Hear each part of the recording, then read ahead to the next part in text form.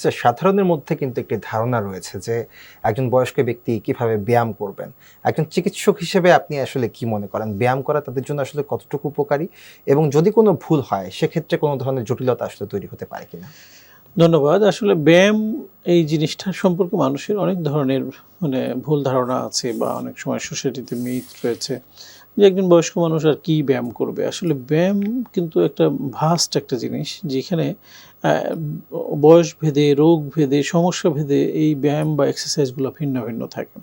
কারণ ব্যায়াম বলতেই যেমন আমরা খুব দৌড়াদৌড়ি করব, জগিং করব বা খুব ট্রেডমিল চালাবো। এরকম না বিষয়টা। তার জন্য ব্যায়াম হলো এক ধরনের, একজন ইয়াং মানুষের জন্য এক্সারসাইজ এক ধরনের। রোগের সিভিয়ারিটি অনুযায়ী এক্সারসাইজগুলো ভিন্নতা থাকে। তো এইজন্য ওই যে ব্যক্তিটি যার বয়স হয়তো 70 ইয়ার্স কিন্তু দেখবেন যে সে রেগুলার ০.৫ ঘন্টা ৪০ মিনিট ঘাম ঝরিয়ে হাঁটলো বা ঘাম ঝরাতে না পারলেও তার মতো করে সে হাঁটলো, এটাই তার জন্য একটা ভালো ব্যায়াম। যেমন অনেকে আছে শুধু বিছানায় বা শুয়ে থাকে। সে যখন বিছানা থেকে উঠে ঘরের মধ্যে একটু পায়চারি করলো, এটাই তার জন্য কিন্তু অনেক বড় একটা এক্সারসাইজ। তো এরকমভাবে শুয়ে, শুয়েও কিছু এক্সারসাইজ আমরা পেশেন্টদেরকে দিয়ে থাকি, যেটা সে শুয়ে, শুয়েও করতে পারে। চেয়ারে বসে করতে পারে বা খাটে বসে পাটা ঝুলিয়ে দিয়ে সে কিছু এক্সারসাইজ করতে পারে। তো এইজন্য এক্সারসাইজের ভিন্নতা থাকে। তার সমস্যা, সিভিয়ারিটি, তার বয়স সব কিছু বিবেচনায় নিয়ে এসে আমরা এক্সারসাইজগুলো প্রেসক্রাইব করি। সো এইজন্য বয়স এখানে কোনো ফ্যাক্ট না। স্যার, আমরা বয়স্কদের চিকিৎসা ও যত্ন সম্পর্কে আপনার কাছ থেকে আরো জানবো। তবে তার আগে ছোট্ট একটি বিরতিতে যেতে চাই। জি, নিশ্চয়ই। সুপ্রিয় দর্শক, ঢাকা সিটি ফিজিওথেরাপি হাসপাতাল নিবেদিত ব্যথামুক্ত সুস্থ জীবন অনুষ্ঠান থেকে নিচ্ছি ছোট্ট বিরতি। ফিরে আসবো খুব শিগগির, সঙ্গেই থাকুন। ঢাকা সিটি ফিজিওথেরাপি হাসপাতাল, আধুনিক চিকিৎসা সেবার নিশ্চয়তা। ডাক্তার এম ইয়াসিন আলী স্যারের তত্ত্বাবধানে চিকিৎসা দেয়া হয়। অপারেশনবিহীন হাঁটু, কোমর, প্যারালাইসিস ও পঙ্গু রোগের আধুনিক চিকিৎসা সেবার নিশ্চয়তা।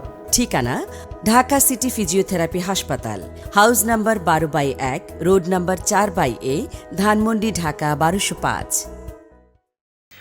বিরতির পর আবারও ফিরে এলাম ঢাকা সিটি ফিজিওথেরাপি হাসপাতাল নিবেদিত ব্যথামুক্ত সুস্থ জীবন অনুষ্ঠানে। জানছিলেন বয়স্কদের রিহ্যাবিলিটেশন সম্পর্কে নানা গুরুত্বপূর্ণ তথ্য। আমাদের সাথে আছেন বিশিষ্ট ফিজিওথেরাপি বিশেষজ্ঞ doctor M Yasin Ali. Sir, আপনাকে আরো একবার স্বাগত আমাদের অনুষ্ঠানে। স্যার, আমরা কথা বলছিলাম বয়স্কদের চিকিৎসা এবং পুনর্বাসন সম্পর্কে।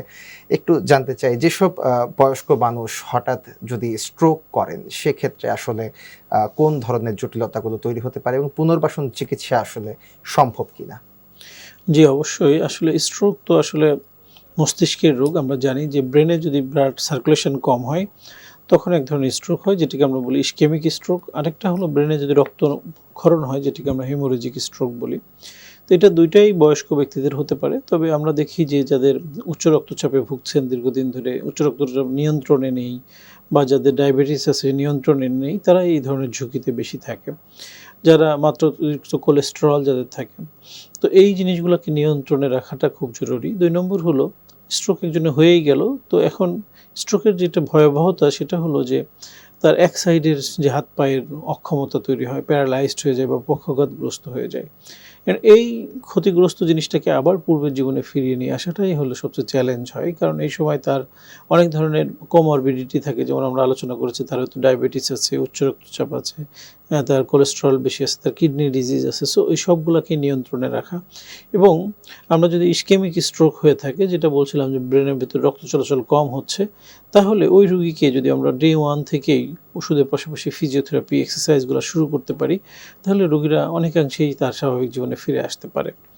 আরেকটা হলো যেটা আমরা বললাম যে হিমোরেজিক স্ট্রোক বা যাদের রক্তনালীতে রক্তক্ষরণ হয়েছে ব্রেনের মধ্যে, সেই ধরনের রোগীদের ক্ষেত্রে তাকে আমরা কয়েকদিন অবজারভেশনে রাখতে বলি। কারণ যখন একটা রোগী এই ধরনের হিমোরেজিক স্ট্রোকের শিকার হন, অনেক সময় তার ওই হিমোরেজিক যে এরিয়াটা সেটা অনেক সময় অপারেশনের মাধ্যমে রক্তটাকে বাইর করতে হয় বা অনেক সময় যেখানে যদি আমরা এক্সারসাইজ করি, মুভমেন্ট করি, তাতে ব্লাড সার্কুলেশনটা আরও বেড়ে যায়, তার ক্ষতিগ্রস্ত হওয়ার সম্ভাবনা থাকে।